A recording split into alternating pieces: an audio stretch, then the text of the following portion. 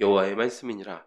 보라, 내가 많은 어부를 불러다가 그들을 낫게 하며 그 후에 많은 포수를 불러다가 그들을 모든 산과 모든 언덕과 바위 틈에서 사냥하게 하리니 이는 내 눈이 그들의 행위를 살펴보므로 그들이 내 얼굴 앞에서 숨기지 못하며 그들의 죄악이 내 목전에서 숨기지 못함이라.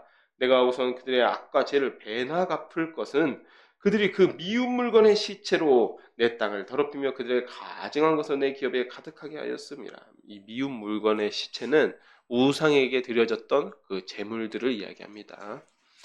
여호와의 나의 힘 나의 요새 환난 날의 피난처시요 민족들이 땅끝에서 주께 이르러 말하기를 우리 조상들의 계승한 바는 허망하고 거짓되고 무익한 것뿐이라 사람이 어찌 신 아닌 것을 자기의 신으로 삼겠나이까 하리이다.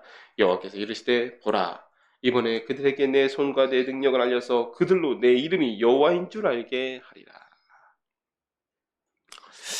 다시 외부에서 이스라엘을 심판한 심판자들을 불러와서 유다를 심판하게 됩니다. 어부와 포수를 불러온다 했습니다. 당연히 이것은 바벨론을 이야기하는 것이겠죠.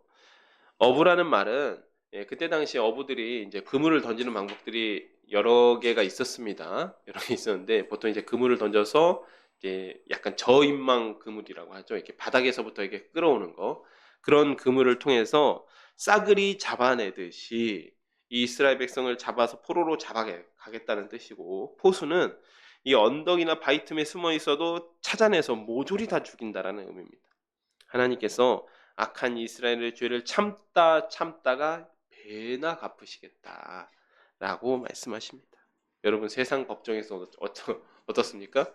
보통 우리가 집행유예 당하면 감옥 안 가니까 뭐 풀려났다고 생각하는데 아니죠. 집행유예 뭐 2년이다 3년이다 하면 그 기간 동안 또 다른 범죄를 저지르면 그 집행유예 기간에 가중처벌해 버리죠. 그것처럼 하나님께서도 모세가 엎드릴 때 한 번 참으시고 사무엘이 엎드렸을 때 또 참으시고 참다 이제는 배나 갚아버리시겠다. 가중처벌해 버리시겠다. 이렇게 말씀하십니다. 19절에서 20절은 예레미야의 기도입니다. 여기 보면 민족들이 땅끝에서부터 말한다라고 이야기하고 있습니다. 이방인들조차도 하나님만이 참 하나님이신 줄 깨닫게 된다라는 의미죠. 그래서 보면 처음에는 여호와 나의 힘, 나의 요새 환난 날의 피난처시여 구원의 하나님이라고 호칭을 합니다.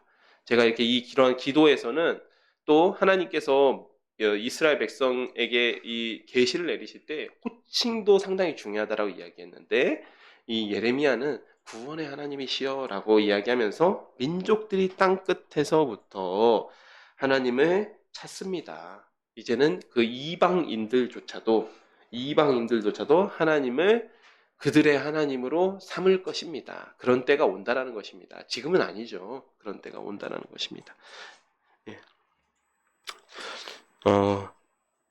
그리고 그러니까 이 말씀은 아까 14절 15절 포로 귀환 말씀과 연결지어 보면 이스라엘이 또 포로 귀환되는 때가 있고 이방인들도 하나님을 그들의 하나님으로 그들의 참 하나님으로 섬기는 때가 온다라는 것이죠. 그리고 21절은 하나님의 응답입니다. 여기서는 이번에라고 하셨기 때문에 이것을 앞팻말로 받아서 라는 것처럼 좀 여겨질 수가 있지만 사실 조금 다릅니다. 예레미야가 하나님을 부를 때 그 칭호를 나의 힘, 나의 요새, 또 무익하고 무능한 우상과는 다른 존재로 부른다는 점에서 구원의 하나님께 기도하고 있다라고 말씀드렸습니다. 또 14절, 15절 말씀처럼 때가 이를 때에 이방인들조차 여호와의 이름을 알게 된다. 여기서 이름을 안다라는 것은 여호와라는 이름의 뜻이 하나님께서 모세에게 하셨던 말씀이죠. 하나님, 당신이 누구십니까? 나는 스스로 있는 자다. 스스로 계시는 분. 즉 유일하게 살아계신 하나님을 이방인들이 깨닫게 된다라는 의미입니다. 그리고 이제 17장은 16장과 마찬가지로 심판의 말씀을 선포하시면서도 계속해서 살아갈 수 있는 방법들을 알려주십니다. 유다의 죄는 금강석 끝 철필로 기록되되 그들의 마음판과 그들의 제단 뿔에 새겨졌거늘 그들의 자녀가 높은 언덕 위 푸른 나무 곁에 있는 그 제단들과 아세라들을 생각하도다. 들에 있는 나의 산아, 내 온 영토의 죄로 말미암아 내가 내 재산과 내 모든 보물과 산당들로 노략을 당하게 하리니 내가 내게 준 내 기업에서 내 손을 뗄 것이며 또 내가 너로 하여금 너의 알지 못하는 땅에서 내 원수를 섬기게 하리니 이는 너희가 내 노를 맹렬하게 하여 영원히 타는 불을 일으켰음이라. 여호와께서 이와 같이 말씀하시니라. 무릇 사람을 믿으며 육신으로 그의 힘을 삼고 마음이 여호와에게서 떠난 그 사람은 저주를 받을 것이라. 그는 사막의 떨기나무 같아서 좋은 일이 오는 것을 보지 못하고 광야 간조한 곳 건건한 땅 사람이 살지 못하는 땅에 살리라. 그러나 무릇 여호와를 의지하며 여호와를 의뢰하는 그 사람은 복을 받을 것이라. 그는 물가에 심어진 나무가 그 뿌리를 강변에 뻗치고 더위가 올지라도 두려워하지 아니하며 그 입이 청청하며 가무는 애에도 걱정이 없고 결실이 그치지 아니함 같으리라. 만물보다 거짓되고 심히 부패한 것은 마음이라. 누가 능히 이를 알리오마는 나 여호와는 심장을 살피며 폐부를 시험하고 각각 그의 행위와 그의 행실대로 보응하나니 불의로 지부하는 자는 자고새가 낫지 아니한 알을 품은 같아서 그의 중년에 그것이 떠나겠고 마침내 어리석은 자가 되리라. 하나님께서 유다를 결단코 용서하지 않겠다라는 말씀을 어떻게 표현하시냐면 유다의 죄는 금강석 끝 철필로 마음판과 제단 뿔에 새겨 있었다라고 말씀하십니다. 여기 금강석 끝 철필이라는 것은 이 펜촉이 이 철로 된 펜인데 이 펜촉이 금강석 다이아몬드로 됐다라는 거죠. 지금도 다이아몬드는 뭐 어떤 금속을 절단하거나 이럴 때 보통 이렇게 날에다 코팅하죠. 그래서 그런 경우에 사용하는데 하나님께서 유다의 죄를 지워지지 않도록 새겨버리신다라는 뜻입니다. 그런데 그 새기시는 장소가 유다의 마음, 그 악하게 선한 양심이라고는 없이 늘 악만 행하는 그 유다의 마음, 그리고 또 제단의 뿔에 새기십니다. 계명과 율법이 새겨졌어야 하는 그 마음판에 유다의 죄를 새기신다라는 말씀과 또 하나 거짓으로 드린 희생 제물 또는 형식적으로 드린 희생 제물에 피를 바르는 곳이 제단의 뿔이었죠. 그래서 희생 제물을 드리면 이제 그 피를 제단 뿔에 바릅니다. 그런데 그곳에다가 유다의 죄를 새깁니다. 이 구절은 율법과 계명은 잊어버리고 거짓된 희생 제사만 드린 죄를 절대 결단코 용서하지 않으시겠다는 말씀입니다. 그러니 바로 이어서 그들의 자녀들이 푸른 나무 곁 제단과 아세라들을 생각한다고 말씀하십니다. 아무리 많은 희생 제사를 드려도 마음에는 우상뿐이라는 것이죠. 딴 생각하고 있습니다. 희생 제사를 드리고 와서도 그 아세라가 좀 신발이 좋았던 것 같은데 뭐 이런 생각을 하고 있는 거죠. 그러니 하나님께서 용서하실래야 용서하실 수가 없습니다. 용서를 받지 못하니 대대로 내려온 보물도 빼앗기고 땅에서 쫓겨나고 급기야는 원수를 섬기게 됩니다. 노예 생활을 하게 된다는 의미죠. 자, 그리고 5절과 8절은 우리가 율법을 살펴보면서 너무 익숙한 구절입니다. 복과 저주, 상과 벌에 대한 구절이죠. 복과 저주의 길이 사람의 행실에 달려있다. 사람의 행위에 달려있다라는 말씀입니다. 사람을 믿고 육신으로 힘을 삼고 마음이 여호와에게서 떠난 사람, 교만해서 하나님을 떠난 사람은 저주를 받는 것이 당연하고 7절 여호와를 의지하며 여호와를 의뢰하는 사람은 복을 받습니다. 그리고 9절 그런데 만물보다 심히 부패한 것이 사람의 마음이라 능히 알 수 없습니다. 이게 무슨 뜻이냐면 우리 속담에도 있죠. 이제 1000길, 10길 물속은 알아도 한 길 사람 속은 모른다. 그렇죠? 그런 말씀이 있는데 사람 마음을 알 수 없다라는 거죠. 사람 마음은 잘 속일 수 있습니다. 같이 사는 사람도 속일 수 있고 심지어는 놀라운 사실인데 사람 마음은 자기 자신조차 속일 수 있는 것 같습니다. 그런데 유일하게 그것을 심장과 폐부를 꿰뚫어 보시는 분이 바로 하나님이시죠. 그래서 하나님께서는 그 심장과 폐부를 꿰뚫어 보시는 그 전능하신 능력을 가지고 그의 행위가 악한지 선한지 꿰뚫어 보셔서 그 행위대로, 그의 행실대로 하나님께서 그대로 보응하십니다. 앞에 구절과 연결하면 진정으로 돌이켜 용서를 받고자 한다면 너희 삶과 행위를 하나님께로 돌이켜라 라는 말씀이 될 것 같습니다. 됩니다. 자, 그리고 11절에 이제 자고새라는 말이 나오는데 이게 자고새라는 새가 있는데 어떻게 생각하시면 되면 메추라기 비슷한 새입니다. 메추라기 좀 친척쯤 되는 새입니다. 그런데 실제로 그렇진 않은데 그때 당시 사람들이 이렇게 믿었다고 합니다. 이 자고새가 다른 새 알을 품고 있다. 예, 그러니까 그 새가 이제 새의 말이 좀 이상한데 새의 이제 새끼죠. 새끼가 이제 알을 깨고 나오면 좀 크면 얻어먹을 거 다 얻어먹고 떠나버리겠죠. 예, 자기 알인 줄 알고 품어줬는데 이제 그런 이제 믿음이 있었다라고 해요. 그래서 그것처럼 아무리 불의로서 재산 많이 모아봤자 나중에 가면 그것이 신기루처럼 다 사라져 버린다. 라는 말씀을 지금 하고 있는 것입니다. 그러니까 의롭고 정직하게 재물을 모으더라도 정직하게 모아고 그렇게 살아라 라고 이야기하고 있는 것이죠. 자, 그리고 이제 이후로 12절부터는 다시 한번 자기의 구원을 위해서 기도하는 예레미야입니다. 살펴보겠습니다. 영화로우신 보좌여 시작부터 높이 계시며 우리의 성소이시며 이스라엘의 소망이신 여호와여 무릇 주를 버리는 자는 다 수치를 당할 것이라. 무릇 여호와를 떠나는 자는 흙의 기록이 되오리니 이는 생수의 근원이신 여호와를 버림이니이다. 여호와여 주는 나의 찬송이시오니 나를 고치소서. 그리하시면 내가 낫겠나이다. 나를 구원하소서. 그리하시면 내가 구원을 얻으리이다. 보라 그들이 내게 이르기를 여호와의 말씀이 어디 있느냐 이제 임하게 할지어다 하나이다. 나는 목자의 직분에서 물러가지 아니하고 주를 따라 싸우며 재앙의 날도 내가 원하지 아니하였음을 주께서 아시는 바라. 내 입술에서 나온 것이 주의 목전에 있나이다. 주는 내게 두려움이 되지 마옵소서. 재앙의 날에 주는 나의 피난처이시니이다.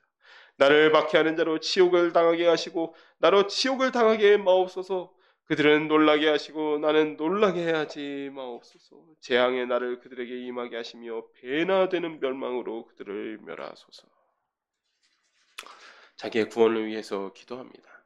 사람들이 계속해서 참 이게 그런데 진리의 말씀을 선포하더라도 듣기 좋은 이야기가 아니라 듣기 싫은 이야기를 하고 또 심지어는 뭐 나라 망한다 이런 이야기를 하니까 막 빈정대는 겁니다. 안 그래 뭐 지금 뭐 우리 뭐 살기 나쁘지 않다 살기 좋다라고 이야기하면서 15절 보면 여호와 말씀이 어디 있냐 한번 임하게 해봐라 라고 이야기를 한다든지 예레미야를 매국노라고 손가락질하는 사람도 있는 것 같습니다. 그러면서 16절 재앙의 날도 내가 재앙의 날을 선포하긴 하지만 그 이스라엘이 망하라고 내가 제사를 지내는 것도 아니고 이것은 내가 원하는 일이 아니지 않습니까? 하나님께서 시키신 일이 시키신 일을 그대로 말하는 것이지 않습니까? 나는 내 입술에서 나오는 말은 다 주님께서 명령하신 것만 이야기할 뿐입니다. 오 주님 나를 구원하여 주시옵소서 라고 이야기하고 있습니다. 예, 그리고 이제 19절은 안식일을 거룩하게 지키라는 말씀입니다. 역시 무엇입니까? 이미 신명기에도 있었던 말씀입니다. 안식일 거룩하게 지키라는 말씀 신명기에도 있었습니다. 오랫동안 들어왔던 말씀인데 다시 이야기합니다. 여호와께서 내게 이와 같이 말씀하시되 너는 가서 유다 왕들이 출입하는 평민의 문과 예루살렘 모든 문에 서서 무리에게 이르기를 이 문으로 들어오는 유다 왕들과 유다 모든 백성과 예루살렘 모든 주민인 너희는 여호와의 말씀을 들을지어다. 여호와께서 이와 같이 말씀하시되 너희는 스스로 삼가서 안식일에 짐을 지고 예루살렘 문으로 들어오지 말며 안식일에 너희 집에서 짐을 내지 말며 어떤 일이라도 하지 말고 내가 너희 조상들에게 명령한 같이 안식일을 거룩히 할지어다. 그들은 순종하지 아니하며 귀를 기울이지 아니하며 그 목을 곧게 하여 듣지 아니하며 교훈을 받지 아니하였느니라.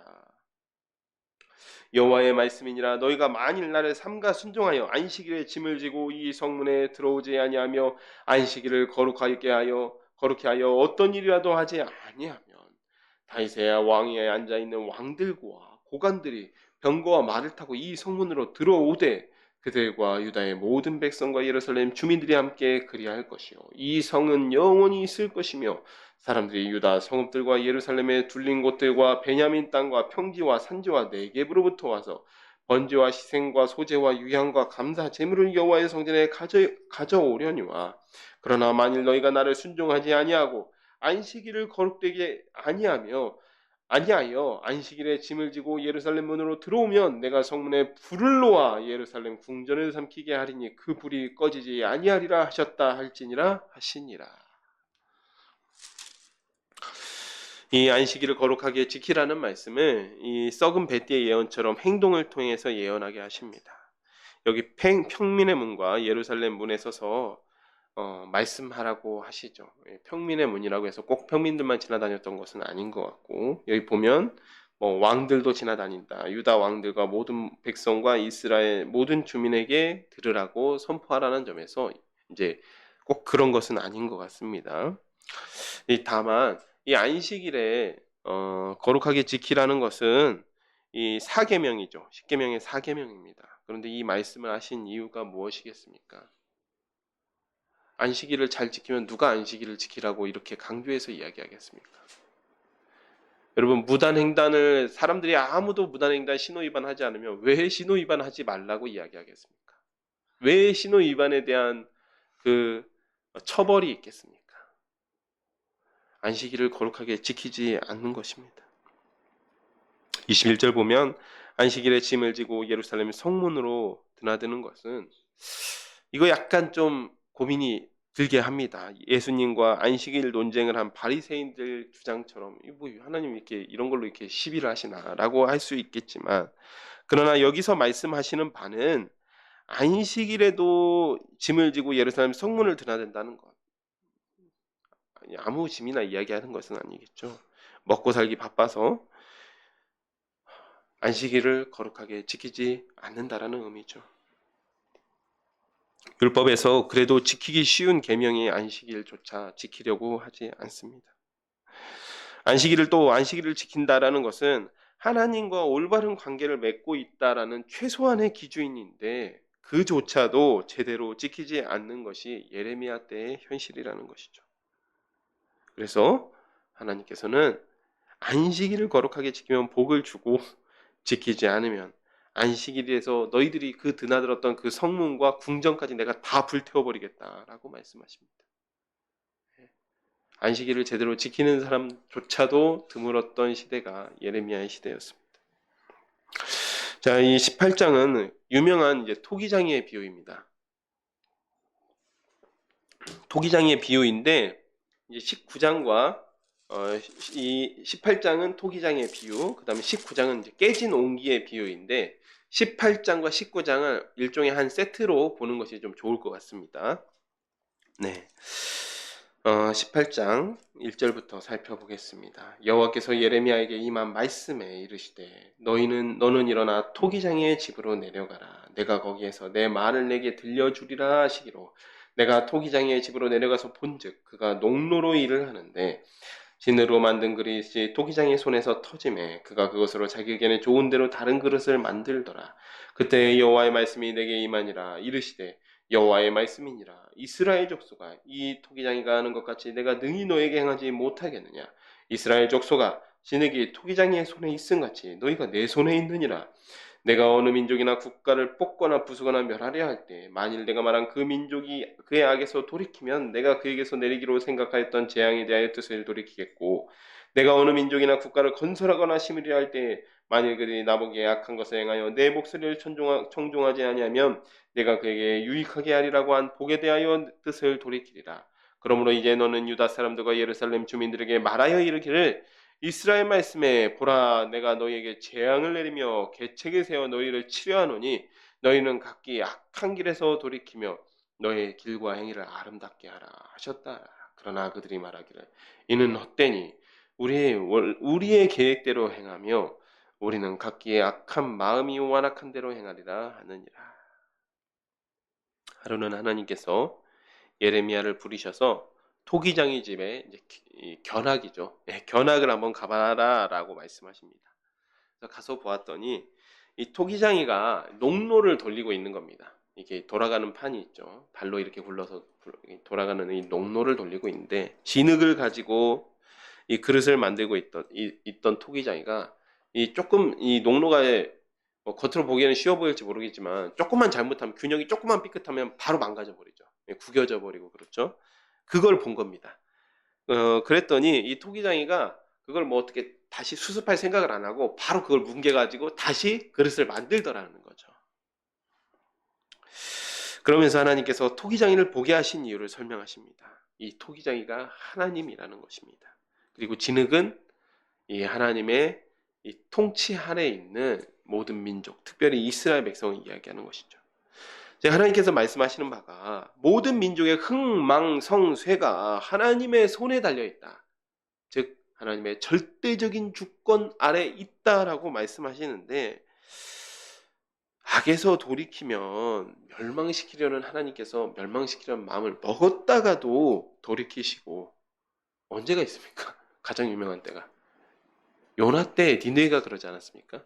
40일 만에 멸망시키려고 했던 그 니느웨를 하나님께서 그 뜻을 돌이키신 적이 있었습니다. 또 그렇지 않을 때는 이미 하나님께서 복을 주셔서 새롭게 건설하려고 했던 그런 나루라도 하나님께서 그 복을 거두어 버리시겠다.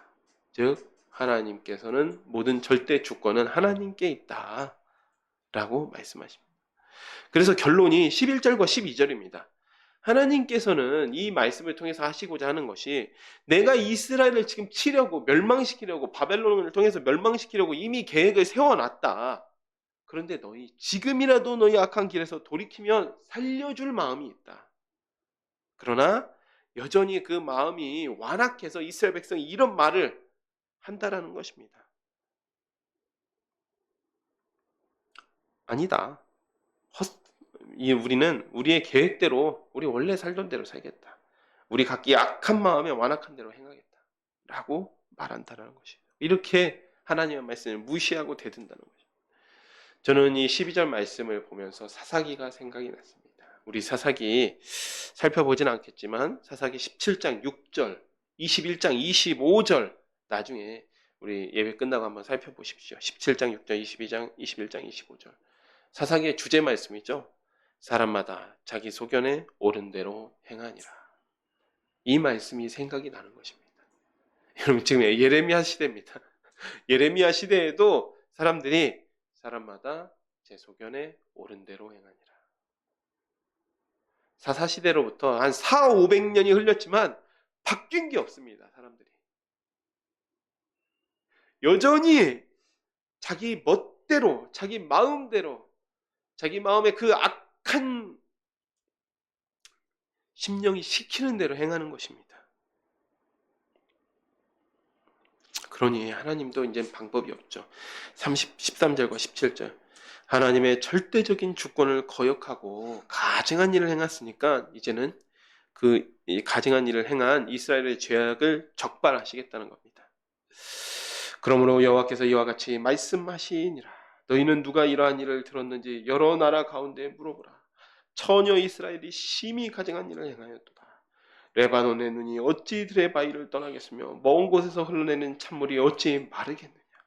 물은 내 백성은 나를 잊고 허무한 것에게 분향하거니와 이러한 것들은 그들의 곧 그 옛길에서 넘어지게 하며 곁길 곧 닦이지 아니한 길로 행하게 하며 그들의 땅으로 두려움과 영원한 웃음거리가 되게 하리니 그리로 지나가는 자마다 놀라서 그의 머리를 흔들리라. 내가 그들의 원수 앞에서 흩어버리기를 동풍으로 함같이 할 것이며 그들의 재난의 날에는 내가 그들에게 등을 보이고 얼굴을 보이지 아니하리라. 하나님께서 이제는 이스라엘에게 아예 등 돌려버리시겠답니다. 이제는 관계를 끊어버리시겠다라고 말씀하십죠. 여기서 14절에 레바논의 눈, 레바논의 눈, 이런 말씀이 무슨 말씀이냐면 레바논 산지가 이제 이스라엘 북쪽에 이제 헐몬산이 있고 조금 더 가면 이제 레바논 산지가 나오는데 레바논 산지는 조금 더 높습니다. 레바논 산지 같은 경우 가장 높은 곳이 3,000m가 높고 헐몬산이 우리나라 백두산이랑 비슷하다고 합니다. 그런데 이 레바논 산지와 헐몬산이 지대가 높다 보니까 눈이 좀 많이 옵니다. 그래서 헐몬산 지금도 스키장이 있더라고요. 제가 20살 때 가보니까 스키장이 있었습니다. 물론 저는 이제 여름에 가가지고 눈이 내린 것은 보지 못했습니다. 그러니까 좀 잘못 알려진 사실은 이제 만년설은 아닙니다. 만년설이 있을 만큼 높은 산은 아니에요. 근데 다만 이제 눈이 많이 오긴 합니다. 전에도 설명드렸지만 지난주에도 설명드렸지만 이 헐몬산 고지대는 또 비가 많이 온다고 했죠. 연 강수량이 1000mm 이상 된다고 했습니다. 즉 그러니까 이게 만년설은 아니지만 지대가 높다 보니까 눈이 잘 녹지 않는 것입니다. 그러다 보니까 눈이 조금씩 녹아서 거기서부터 물이 흘러서 내려와서 이것이 상부 요단강, 이 차가운 물이 흘러서 상부 요단강을 이루고 이 상부 요단강이 흘러내려서 갈릴리 호수에 잠깐 머물렀다가 다시 흘러가서 하부 요단강, 우리 성경에 등장하는 요단강은 대부분 이 하부 요단강입니다. 그리고 이 하부 요단강의 최종 이 도착지가 사해 바다가 됩니다. 즉 그런 것처럼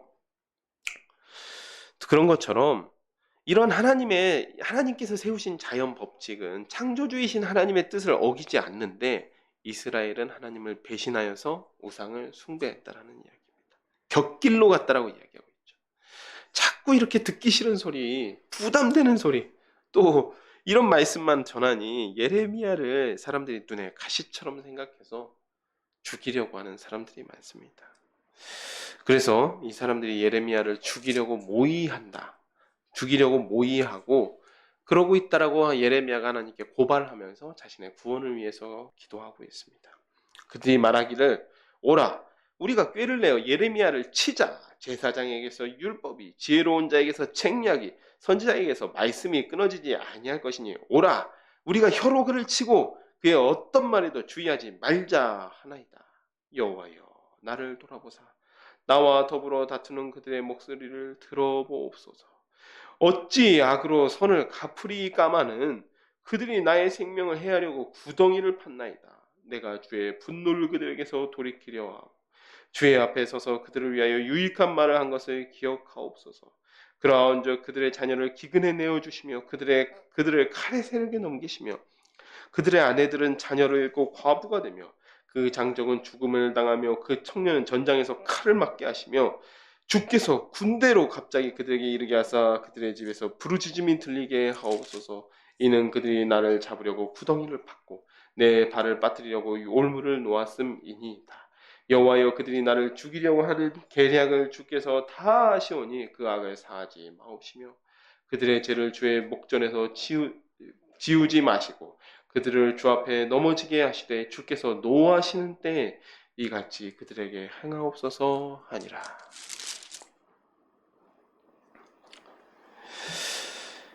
예레미야가 제사장, 지혜로운 자, 선지자 이 모든 사람이 예레미야를 죽이려고 합니다.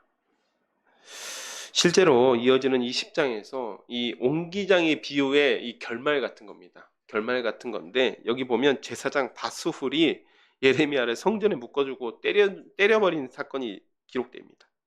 그런데 기가 막힌 사실은 이들의 인식입니다. 자기 인식이 어떻게 되냐면 스스로 제사장에게는 율법이 있고 지혜로운 자에게는 책략이 있고 선지자에게는 하나님의 말씀이 끊어지지 않는다고 생각한 겁니다. 그러니까 우리가 함께 이렇게 지혜를 모아서 예레미야를 죽여버리자라고 지금 모의하고 있다는 거죠. 우리가 이미 계속해서 살펴보았듯이 하나님의 걱정이 무엇입니까? 이스라엘이 도무지 율법과 계명을 지키지 않는다. 이것이 하나님의 걱정인데 하나님의 걱정이며 근심인데 이들은 전혀 엉뚱한 생각을 하고 있는 것입니다. 그러니 예레미야의 탄식이 20절. 예레미야는 그들의 사는 길, 복받는 길을 이해하게 해줬을 뿐이라고 이야기합니다. 이들이 욕으로 알아듣는 그 말이 사실은 살 수 있는 길, 생명의 길을 말해준 것인데 이들은 그것을 욕으로 알아듣고 있습니다. 그래서 예레미야가 자기를 대적하는 지도자들, 이러한 자들을 심판해 주시라고 기도합니다. 자, 19장은 이스라엘이란 옹기를 하나님께서 부숴버리시겠다고 말씀하시는 것입니다. 이제는 하나님께서도 하나님의 토기장이고, 하나님께서 이 진흙이 토기장에게 속해 있듯이 내가 마음대로 할 수 있는 거 아니냐 했는데 끝까지 돌이키지 않으니까 이제는 옹기 하나를 사다가 그것을 깨버리듯이 하나님께서 이스라엘을 박살을 내버리시겠다라고 선포하시는 장면이죠. 오전에는 이제 9절까지만 읽도록 하겠습니다. 여호와께서 이와 같이 말씀하시되 가서 토기장에 옹기를 사고 백성의 어른들과 제사장의 어른 몇 사람과 하시드 문 어기 곁에 있는 흰놈의 아들의 골짜기로 가서 거기에서 내가 내게 이른 말을 선포하여 말하기를 너희 유다 왕들과 예루살렘 주민아 여호와의 말씀을 들으라. 만군의 여호와 이스라엘의 하나님이 이와 같이 말씀하시되 보라 내가 이곳에서 재앙을 내릴 것이라. 그것을 듣는 모든 자의 귀가 떨리니 이는 그들이 나를 버리고 이것을 불결하게 하며 이곳에서 자기와 자기 조상들과 유다 왕들이 알지 못하던 다른 신들에게 분향하며 무죄한 자의 피로 이곳을 채웠으며 또 그들이 바알을 위하여 산당을 건축하고 자기 아들들을 바알에게 번제로 불살라 드렸나니 이는 내가 명령하거나 말하거나 뜻한 바가 아니니라. 그러므로 보라 다시는 이곳을 도벳이나 흰놈의 아들의 골짜기라 부르지 아니하고 오직 죽임의 골짜기라 부르는 날이 이를 것이라. 여호와의 말이니라. 내가 이곳에서 유다와 예루살렘의 계획을 무너뜨려 그들로 그 대적악과 생명을 찾는 자의 손에 칼에 엎드려지게 하고 그 시체를 공중에 세워 땅의 짐승의 밥이 되게 하며 이 성읍으로 놀림과 조롱거리가 되게 하리니 그 모든 재앙으로 말미암아 지나는 자마다 놀라며 조롱할 것이며 그들이 그들의 원수와 그들의 생명을 찾는 자에게 둘러싸여 공경에 빠질 때에 내가 그들을 아들의 살과 딸의 살을 먹게 하고 또 각기 친구의 살을 먹게 하리라 하셨다 하고, 하나님께서 예레미야에게 옹기 하나 사서 이 장로와 제사장들 중에서 어른들을 모시고 흰놈의 아들 골짜기로 가라고 하십니다. 여기 보면 백성의 어른들, 제사장의 어른들, 즉 장로가 되죠. 백성의 어른들은 장로를 이야기하는 것이고요. 제사장의 어른들은 이제 제사장 직분 중에서 젊은 제사장들 말고 이제 선임 제사장 또는 고위직 제사장이라고 할 수 있죠. 이런 사람들을 모시고 가라는 겁니다. 그런데 흰놈의 아들 골짜기로 갈 때에 이 하시드 문을 통해서 나가라고 하십니다. 이 하시드 문이라는 말 자체가 질그릇의 어떤 조각문, 질그릇 조각의 문이라는 뜻입니다. 그런데 이 질그릇 조각문이라는 뜻이 뭐냐? 이것은 이제 주로 시체나 쓰레기가 나가던 문입니다. 시체나 쓰레기 이런 것들이 나가는 문이 이 질그릇 조각문, 하시드 문이죠. 그리고 지난번에 설명드렸지만 흰놈의 아들 골짜기도 원래는 몰렉 사당이 있던 곳인데 요시야 왕 때 이 몰렉 사당을 철거하면서 다시는 몰렉 사당을 그곳에 두지 못하기 위해서 그곳에 이스라엘의 쓰레기 소각장을 만들었던 곳이, 예루살렘의 쓰레기 소각장을 만들었던 곳이 흰놈의 아들 골짜기입니다. 그러니까 딱 말이 맞죠. 하시드 문에서 쓰레기를 가져내다가 이 흰놈의 아들 골짜기 도벳에 가서 그것을 소각하고 버리는 것입니다. 그런데 다시 정리하면 이스라엘 백성의 어른들, 장로들을 모시고 쓰레기장에 가라는 것입니다. 쓰레기장에 가서, 근데 장로들도 좀 이상할 거잖아요. 그죠? 그렇지 않습니까?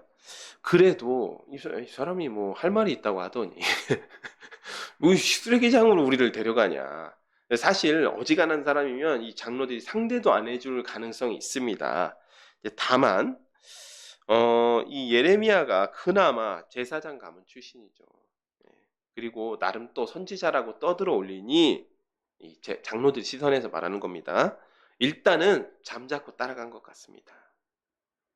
그런데 이 예레미야도 아무리 자기가 선지자라도 어른들 모시고 쓰레기 소각장까지 와서 한다는 말이 하나님께서 이 땅에 재앙을 내리실 거요 라고 얘기하는 겁니다. 왜 그러냐 했더니 요시야 왕이 정말 정말 오랜만에 하나님 마음에 드는 일을 해서 하나님께서 기뻐하셨는데, 여호야 김왕 이후로 다시 그곳에 바알 산당을 지어서 자기의 아들들을 번제로 불살라 드렸다는 겁니다. 그러니 하나님께서 이 바알 산당이 있던 도벳을 죽임의 골짜기라고 부르고 무수한 시체로 뒤덮이게 하겠다라고 말씀하시는 것입니다. 물론 여기서 바알은 성경에서 딱 나오는 그 바알신, 바알세붑을 이야기하는 것 같지는 않습니다. 그냥 대표적으로 우상의 대표를 바알이라고 이야기하는 것으로 보입니다. 그리고 보통 인신제사를 드렸다라고 하는 점에서 여기는 이 도벳의 이 몰렉 사당, 몰렉의 제단이 이제 재건된 것이죠. 그러니까 여러분, 바쁜 사람 불러다가, 그것도 고위직에 있는 바쁜 사람들 불러다가 이런 험악한 소리나 하고 있으니까 제사장이나 장로들이나 예레미야를 향해서 이를 갈고 있는 겁니다. 여기까지만, 오늘은 오전에는 여기까지만 하겠습니다. 오늘 말씀 가운데서 사랑하는 여러분, 하나님은 계속해서 살 수 있는 길을 알려주십니다. 너희들 이렇게 하면 됐다. 그런데 그것이 전혀 몰랐던 길인가요? 뭐 비결이라든지 전혀 몰랐던, 전혀 처음 들었던 새로운 말씀이 아니죠. 조상적부터 내려오던 율법 말씀 그대로를 그냥 하나님께서 말씀하고 계십니다.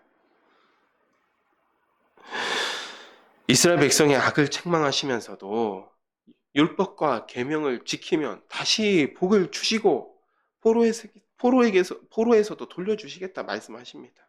하지만 이스라엘은 듣지 않고 망하는 길, 저주의 길을 선택합니다. 하나님과의 관계가 안식일을 제대로 지키지 않을 정도로 망가진 상태인데도 여전히 자기들에게 지혜가 있고 말씀을 안다고 생각하니 그 마음이 더욱 완고해집니다. 선지자가 토기장이를 찾아가고 옹기도 깨보고 성문에서 예언을 하며 듣고 돌아오기를 외치지만 완고하게 닫힌 그들의 귀를 열 수 없었습니다. 하나님의 말씀을 제대로 듣지 않는 자들이 만만한 예레미야가 사회생활이 완전히 단절되어 누구 하나 도움을 주기 어려우니 그런 선지자를 핍박합니다. 사랑하는 샤론의 가족 여러분, 우리의 생각이 완고해지고 교만해지면 자기 소견에 옳은 대로 살면서도 하나님의 뜻대로 산다고 착각을 합니다. 이 시간 우리 샤론의 가족 여러분은 모두가 우리가 옳다고 생각하는 대로 살면서 착각하는 것이 아니라 먼저는 좀 제발 하나님께서 말씀하시듯이 하나님의 말씀을 먼저 청종했으면 좋겠습니다. 우리가 제대로 하고 있다라고 생각하는 것이 아니라 먼저 앉아서 하나님의 말씀을 제대로 들어보고 그 말씀에 청종하고 순종하는 삶을 사시기를 축복합니다. 제가 기도하고 말씀을 맺도록 하겠습니다. 하나님 아버지, 감사합니다. 오늘 예레미야의 말씀을 통하여서 예레미야는 이스라엘의 심판의 말씀을 선포하시면서도 하나님께서 돌아올 수 있는 길, 살 수 있는 길, 생명의 길을 함께 소개합니다. 주님, 그러나 이스라엘 백성은 끝까지 그들의 마음의 악한 계획대로 살겠다며 완고하게 행동합니다. 하나님, 그들이 저주의 길, 심판의 길을 선택한 것입니다. 그러면서도 여전히 그들에게는 하나님의 말씀이 있으며 하나님의 지혜가 있다라고 착각합니다. 하나님, 우리도 이와 같은 오판을 하지 않게 하여 주시옵고 오직 먼저 주의 앞에 앉아서 주님의 말씀을 청종하게 하시며 그 말씀에 따라 살도록 주님 우리에게 순종할 수 있는 마음을 베풀어 주시옵소서. 감사하며 예수님의 이름으로 기도드렸습니다. 아멘. 이 시간은 찬송 257장 함께 찬송하시면서 준비하신 예물을 하나님께 올려드리도록 하겠습니다. 257장입니다.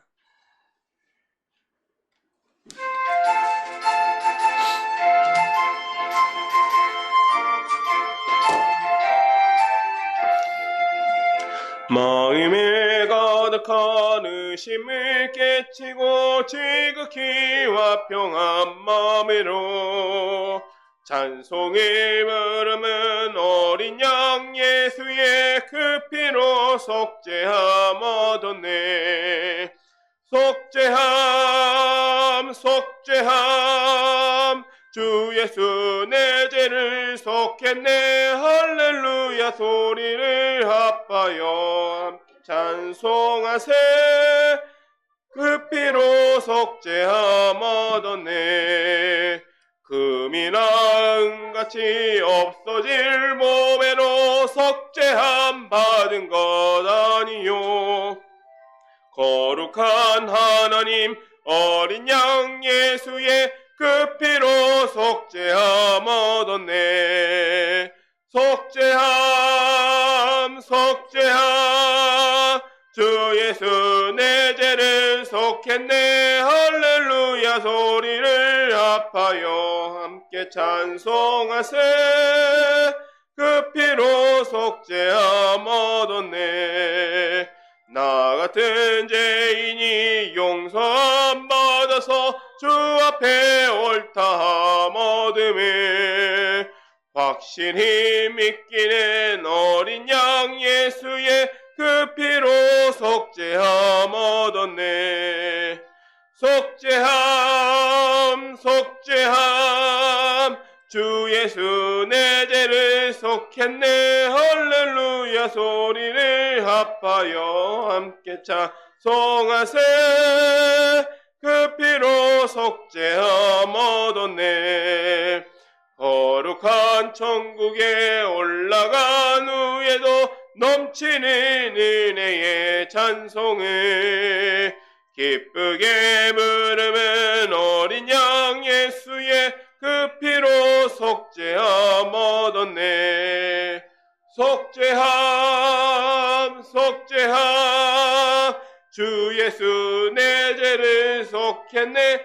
할렐루야 소리를 합하여 함께 찬송하세. 그 피로 속죄함 얻었네. 아멘. 드려진 헌금을 위해서 제가 기도하겠습니다. 하나님 아버지 참으로 감사드립니다. 주님 오늘 주님의 전 앞에 나와서 예배할 수 있게 하심을 감사드리고 저희가 또한 저에게 살아갈 수 있는 일용할 양식들을 공급하여 주심이 감사드립니다. 주님 저희가 적은 물질이나마 구별하여 주님 앞에 나왔습니다. 주님 이 물질 기쁘게 받아주시고 이 물질이 사용되는 곳마다 주님의 사랑이 온전하게 전하여지게 하여 주시옵소서. 예수님의 이름으로 기도드렸습니다. 아멘. 네, 오늘 교회 소식은 특별한 소식은 없습니다. 이제 뒷부분에 보면 우리 교회 기도 제목이 있는데 함께 생각나실 때 함께 기도해 주셨으면 좋겠고 여러분 다 아시겠지만 또 나라 위해서 함께 기도해 주시면 감사하겠습니다. 네, 그리고 다 같이 일어나셔서 3장 함께 찬송하시고 주기도문으로 예배를 마치도록 하겠습니다.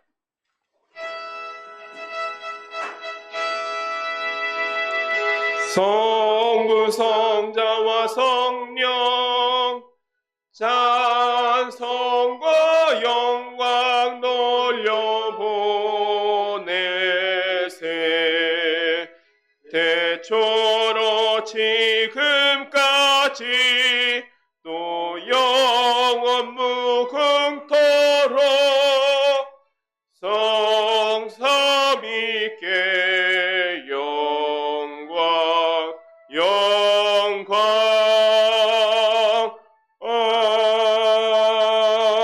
아멘. 하늘에 계신 우리 아버지여 이름이 거룩히 여김을 받으시오며 나라가 임하시오며 뜻이 하늘에서 이루어진 것 같이 땅에서도 이루어지이다. 오늘 우리에게 일용할 양식을 주시옵고 우리가 우리에게 죄 지은 자를 사하여 준 것 같이 우리 죄를 사하여 주시옵고 우리를 시험에 들게 하지 마시옵고 다만 악에서 구하시옵소서. 내게 나라와 권세와 영광이 아버지께 영원히 있사옵나이다. 아멘.